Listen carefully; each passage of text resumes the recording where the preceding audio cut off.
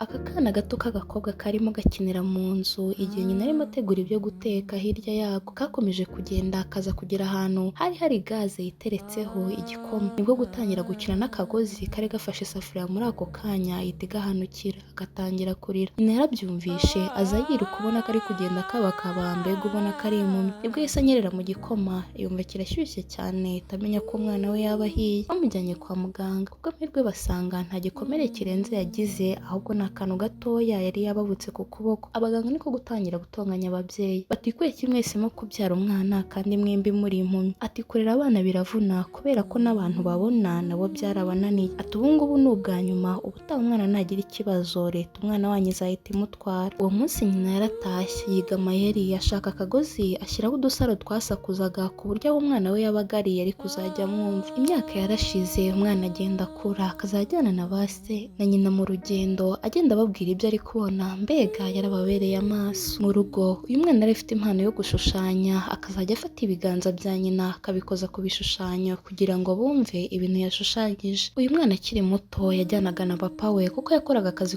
k'ubuzunguzayi ku muhanda, gusa leta yaho ntiyemeraga abazunguzayi, buri gihe bazaga kubirukankana. Rero umunsi umwe se baramufunze, kubw'amahirwe baje kumurekura, ariko ibyo yacuruzaga byose bari babitwaye. Nyina byaramubabaje cyane, arabatonganya ndetse anamubuza kuzongera kuba yatwara umukobwa we muri ibyo bintu byo gucuruza. Imyaka yindi nayo yaratambutse, umukobwa none aza gukura cyane atangira kwiga segonderi, gusa yari yarahindutse, asigaye abyuka yirukanka atakivugisha abantu bo mu rugo, agenda avuga ko inshuti ze zamusize, naho kumbi yabaga yihuta ngo ajye kwirebera sheri we biganaga. Ya mpano ye yo gushushanya yarayikomeje, dore ko yari no mu ishuri ryigishaga gushushanya. Nimugoroba akiva ku ishuri yabanzaga kujya guhaha ibyo nyina yari yamutumye, yagera mu rugo nyina akamufata ngo amuherekeze bajye gusura abandi bantu bari bafite ibibazo nk'ibyabo. Gusa for some reasons uyu mukobwa ibintu ntabwo yabikundaga, kuko we yumvaga bimubuza kwigira mu nshuti ze ndetse no kugira ubuzima bwe bwo ku ruhande. Papa we nawe yari yarahinduye akazi asigaye akora massage, gusa umubosi bakoreraga yashakaga kubiba kuko yakoreshaga abantu bose bafite ubumuga, atangira kugenda agabanya amafaranga ndetse akavuga ngo utari businye kontra y'amafaranga makeya ari bubirukane. Nibwo papa wa Yani kagakobwa nyine yabwiye abandi bakozi ko ntakiri bubabeho ngo bareke guhangayika, araza kuvugisha bosi wabo. Umunsi umwe rero nyina wa Yani yamujyanye kugura ikanzu kuko yagombaga kujya mu isabukuru y'amavuko. Umwana atangira kugenda azireba zose arazanga, akazajya abwira nyina amagambo mabi amubwira ati se ninde wakambara ikanzu y'umukara ku isabukuru. Nyina aramusubiza ati ese mwana wanjye urumva nari kubwirwa n'iki ko iyi kanzu nguhaye ari umukara? Ujye wibuka yuko ntabona. Bidatinze umwana yaje kubona amakanzu abiri, arangije ajya kuyigera, ariko atarasohoka yahise abona inshuti ze biganaga zije aho ngaho yari ari kugurira, yanga gusohoka kugira ngo batamubonana na nyina w'impumyi. Ubwo ariko abo bakobwa barahageze batangira kumuvuga, bavuga ko umuhungu bakundanaga ngo uwo mukobwa yisumbukuruje. Rero bategereje barabanza baragenda, arangije nawe abona kongera gusohoka. Nyina amukozeho yumva ikanzu yari yambaye hejuru imwambika ubusa, nyina arayanga aramubwira ngo nagende yambare indi. Umukobwa arirakaza, ariko none ntacyo yari gukora, yaragiye yongera yambara indi kanzu, kari agakanzu keza, gusa nanone mu mugongo kamwambikaga ubusa. Narabyanze aramubwira ati rero mwana wanjye niba ushaka ko nkugurira imyenda fata umwenda ukwambitse ugukwiriye. Umwana yararakaye ahita abwira nyina ko atagikeneye ko yamugurira imyenda, bahita basohoka bombi barakaye. Hagati aho ariko Yani yari afite kuza kwitabira interview yari kuba yatuma ajya kwiga hanze y'igihugu muri bya bindi bye byo gushushanya kuri scholarship. Ubwo yari agezeho, ageze ku mwanya wa mbere ari we ukurikiyeho, nibwo umuntu yaje yiruka aramubwira ngo nyina arahamagaye ari kuva amaraso mu mazuru, nihuta amujyane kwa muganga. Ako kanya yahise agenda, nubwo rero wari ukurikiyeho ajya kureba nyina yirukanka. Bageze kwa muganga Yani niko kubaza muganga ati se kubera iki mama wanjye yarimo amuva amaraso mu mazuru? Muganga aramusubiza ati ntabwo mbizi, ati nta kibazo kirimo, ahubwo birashoboka ko yikoze mu zuru akikomereza. Umwana yarababaye cyane, atekereza amahirwe yari abuze kuko ntabwo ari buri gihe interview ziba ndetse amahirwe nk'aya abagoye. Tekereza ayo mahirwe yose kubera ko nyina gusa yikoze mu zuru yarangiza akikomeretsa. Bafashe taxi bageze mu rugo, umukobwa niko gutangira kubwira mama we ati uwuze amahirwe wambujije uyu munsi. Nyina aramubwira ati ariko urabizi sinakijyana kwa muganga. Umwana aramusubiza ati iyo nkoni yawe ufite y'umweru ubwayo yaguhamagarira taxi voiture, atari ngombwa ngo nkure muri gahunda zanjye witwaje kuri impumyi utabona. Baratonganye cyane bose, agahinda karabica, bagenda barakaye, umwe ajya kuryama. Yani we ahita ajya kwirebera wa musore we, ataha saa saa 8 z'ijoro yakererewe asanga mu rugo bamutegereje. Niko kumubwira bati ikindi gihe nazajya yumva ari butinde yajya bamenyesha bareke kurara bamutegereje. Nyina ariko amwihumurije yumva aranuka inzoga n'itabi atangira kumutuka ati kubera uri kunywa amatabi. Umwana aramubwira ati ni umwotsi uri mu nzu nta biyobyabwenge nigeze nywa. Nanone barongera baratongana. Mu ijoro nibwo nyina yagiye mu cyumba cya Yani akuramo agakapu ke arebyemo abonamo ipaki y'itabi. Mu gitondo yagiye ku ishuri. Nyina nimba ugeze nimugoroba yiyemeza kujya kumureba ku ishuri. Nyina nibwo yageze ku ishuri abanyeshuri batashye, hanyuma Yani ahita amubona hanze ahita afata ka kantu ke kagendaga gasakuza kwe kabaga kari ku gikapu kugira ngo nyina ataza kumenya uwo ari we. Umwana yaciye imbere ya nyina ariko nyina ubona ko aketse ko umwana we hanyuze nubwo nta gihamya yari afite kuko atarebaga. Yani yakomeje urugendo asiga nyina aho ngaho ku ishuri. Nyina abuze umwana we nawe aza kuza gutaha. Bageze mu rugo nyina we yanatangira kumutonganya ati se wari ubwo naje gufata ku ishuri nkakubura. Umwana aramubwira ati nagize amasomo yisumbuyeho niyo mpamvu utari kumbona, ikindi kandi kubera iki waje kumfata ku ishuri. Naramubwira ati se ni cye kibazo kirimo kuba mama yajya gufata umukobwa we ku ishuri. Umwana aramubwira ati biteye isoni. Barakomeza baratongana cyane. Nyina niko guhita amenya ko umukobwa we yari afite agatelefone. Nyina aramubaza ako gatelefone wagakuye hehe? Umwana aramubwira ati ni inshuti yanjye yakampaye. Barashwanye cyane. Nyina ahita akamwaka agakubita hasi aba arakamenya. Yani yararakaye ahita ajya mu cyumba cya nyina arifungirana. Arangije amakasete yose nyina yari yafatiyeho amajwi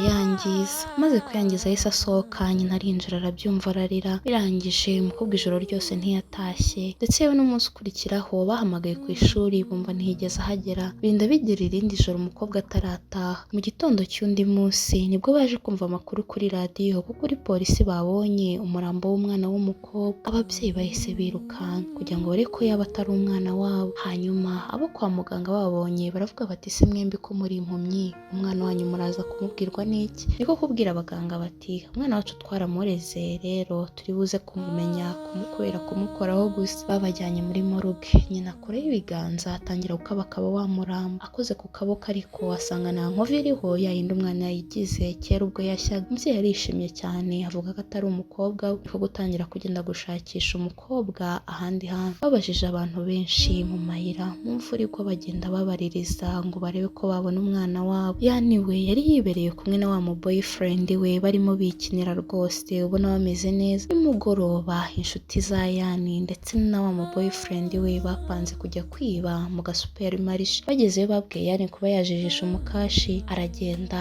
yigira nk'aho atayibicari hasi. Bagezwe nabo biba ibintu batangira gusohoka. Gusa kubw'ibyago byabo hari umugore wabo acunze yababonye arangije arabafata. Gusa kubw'amahirwe wa mu boyfriend we yavuze ko uwo mukobwa wundi we batamuzi kuko atari ari kumwe nabo yari akiri muri perimarishe. Yani niko gusohoka agenda yiruka atareba inyuma ahita ataha ajya mu rugo. Ariko ahageze asanga nta muntu uhari ahubwo abona ya makasete yashwanyaguje. Arangije arayafata atangira kongera kuyateranya. Ubwo hagati ababyeyi be nawe bari bari gushakisha bataye umutwe mbega ubona nyina arimo arira cyane. Gusa mu kanya gatoya Yani yahise agenda nawe ajya kubashaka arababona maze ubundi barahoberana. Bakomeje ubuzima we na nyina bariyunga. Hagati aho se baje kumwirukana mu kazi kubera yuko yari yanze yuko abandi bakozi basinya kontara y'amafaranga make ngo nuko bari bafite ubumuga gusa. Abafite ubumuga bose baje gutegura ikirori. Nyina we Yani ajya kuririmba igihe papa wa Yani we yarimo acuranga inyuma. Se nibwo yahagurutse ngo acurange kano kantu honestly ntabwo nkazi but whatever.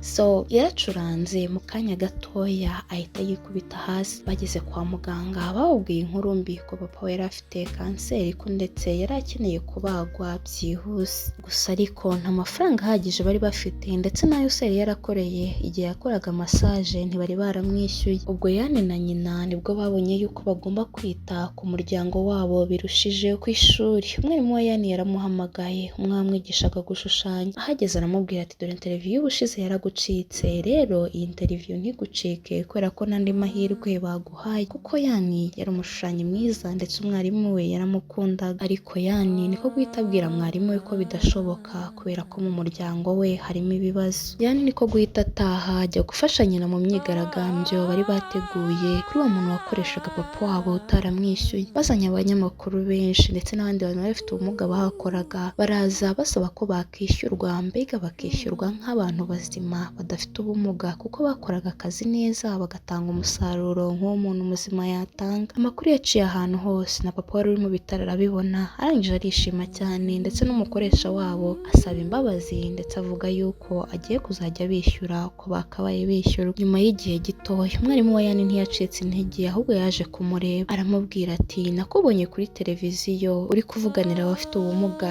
ese papa we na mama wawe nibo mpamvu ziri gutuma utajya kwiga hanze? Umwana niko gusubiza mwarimu ati ni ngewe bashingiyeho, ntari sinzi ukuntu babaho. Mwarimu niko kumusubiza ati se utekereza barabagaho ute mbere y'uko bakubyaye, kuko igihe bamaranye nawe ni gitoya ugereranyije n'icyo basanzwe baziranye. Yani nibwo yatangiye gutekereza cyane. Umwarimu ahita amubwira ati tugende ngira ahantu mujyana. Yamujyanye ahantu haberaga siporo, hanyuma amuhuza na nyina kuko nyina nawe yabaga muri izo siporo. Umwarimu niko guhita abwira nyina wa Yani ati se uribuka igihe nakubwiraga ko mfite umunyeshuri nkunda kandi uzi ubwenge, ati dore nguyu namukuzaniye. Umwana niko guhita ahamagara ati mama. Nyina yaratunguye cyane, hanyuma umwarimu arabasiga ngo baganire. Nyina niko gutangira kumvisha Yani, aramubwira ati mwana wanjye ndabizi ukunda gushushanya, rero reka ubumuga bwanjye na so tazagutangira mu ntego zawe z'ubuzima ufite, jya kwiga n'ubundi tuzabaho nta kibazo. Umwana niko gutangira gushyiramo imbaraga, aragenda arashushanya. Nyuma y'iminsi mikeya yari yabonye igishushanyo, kandi we ko yashushanyaga igishushanyo ku buryo n'umuntu ufite ubumuga bwo kutabona yari bubashe kukibona. Byatinze yagishyiriye ababyeyi be kwa muganga. Cyari igishushanyo kiriho ubwato n'abantu batatu